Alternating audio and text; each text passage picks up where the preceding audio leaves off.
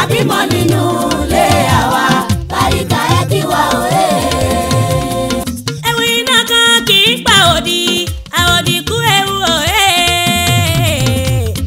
Ewu iná kan kì í pa òdì, Bàríkà bímọ òye. Ọmọ tuntun wọ̀ lé àwa, ẹ bá wa yọ̀. Ọmọ tuntun wọ̀ lé àwa ẹ kí wa ẹ bá wa yọ̀. Ọmọ tuntun wọlé dé, ara mi ẹjẹ́ máa jó ká máa yọ̀. Torí wù lọ́lọ́bọ Olúwa gbé fò wá o. Apirire Maketa. Òkìkí Films and Music Production tún gbé tuntun dẹ́ o. Ṣé tún gbọ́ ọmọ mi dáadáa? Alhaji Rukayat Gawat Oyefeso. Èmi ò ní yorùkọ ẹ pé o. Adúkẹ́, èmi ò ní yorùkọ ẹ pé o. Alẹ́ mi ò ní fàdúrà sílẹ̀ o. Káwọn ọmọ mi kò lè ọkọ̀ yanjú. Ẹnu tí mo wá fi ṣàdúrà. Mi ò ní fi sọ̀rọ̀ òdì ṣe pé fọmọ láéláé. Èmi ò ní orúkọ ẹ pé alẹ́ mi ò ní fàdúrà sílẹ̀ o. Fàdúrà sílẹ̀ o. Ọmọ ni ó lè ọkọ yanjú. Ẹnu tí mo wá fi ṣàdúrà. Mi ò ní fi sọ̀rọ̀ òdì ṣe pé fọmọ láéláé. Ìyá mi la gbé jáde tẹ́ra tẹ́wò tẹ́ ló kọjá bẹ́ẹ̀. Ẹ ò tí ì rí kankan. Òdòdó ẹ̀yẹlẹ́lẹ́ yóò kọjá àfẹnuròyìn. Àdúrà fún gbogbo ẹni tó ti bí. Àti àgàn tó wojú ọlọ́fọ́mọ alálùbáríkà. Orí mi mo bẹ̀bẹ̀, orí mi mo bẹ̀bẹ̀, ẹlẹ́dàá mi mo pè ẹ́ o. Orí mi mo bẹ̀bẹ̀, ẹlẹ́dàá mi mo pè ẹ́ o. Owó tí mo fi ṣàdúrà kì má fi gbọ́mọ sí i. Orí mi mo bẹ̀bẹ̀, ẹlẹ́dàá mi mo pè ẹ́ o. Owó tí mo fi ṣàdúrà kì má fi gbọ́mọ sí i. Ó yẹ gbọ́ tẹnu Alhaja Aminat Babalọlá ọmọ táyé bí. Ìlọ́dẹ náà yìí á ẹlẹ́pẹ̀ o, ẹ̀pẹ̀ ní lójoojúmọ́ àfi bí aláàfin ṣe. Ẹ máa ṣọ́ra fún àṣẹ mẹ́lẹ́nu o, látòrí ibùsùn lẹ́bí ṣépè fọ́mọ o. Àwọn ọmọ tí ẹ bí ẹ̀rọ ohun tí ó ṣẹlẹ̀ tí wọ́n tó bá dalẹ̀ èpè kíjà ni yóò jọ.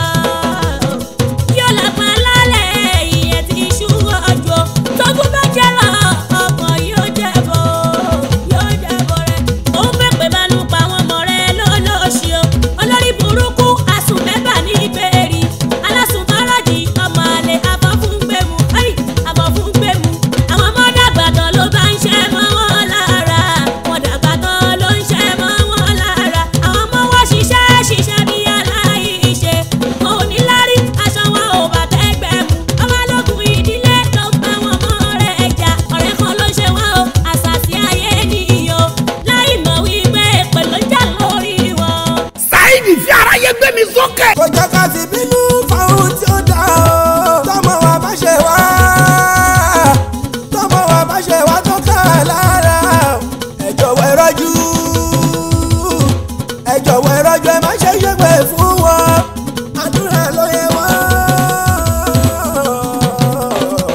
àdúrà ló yẹ wọ́n ló tọ́ sí wọn. Nítorí pọ́mọdé àṣìṣọ́ ọmọdé, ìtọ́sọ̀rọ̀ ló yẹ wọ́n.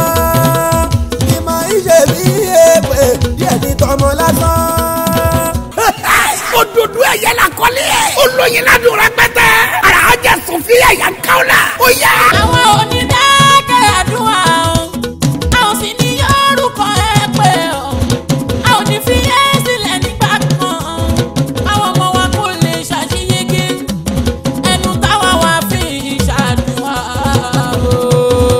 Alẹ́nu táwa wá fi ṣàdúrà o. Kò yẹ ká fi sòdì ọ̀rọ̀ sáwọn ọmọ wa láéláé. Kọ́ sí ma kọ́ gbá ohun tó náà. Ẹni bá fẹ́ràn ọmọ tó fẹ́ràn ọmọdé nú. Oríjìnà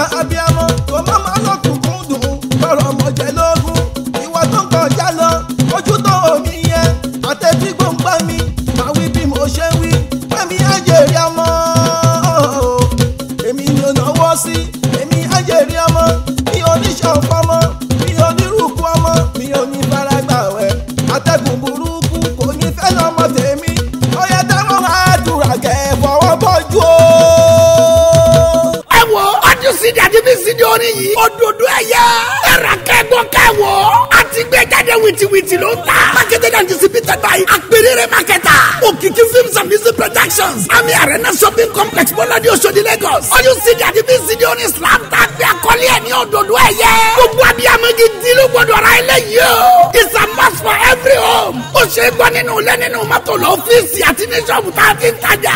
Orin àdúrà ni a ò ní fojú sunkún ọmọ ẹ̀ṣà mi o.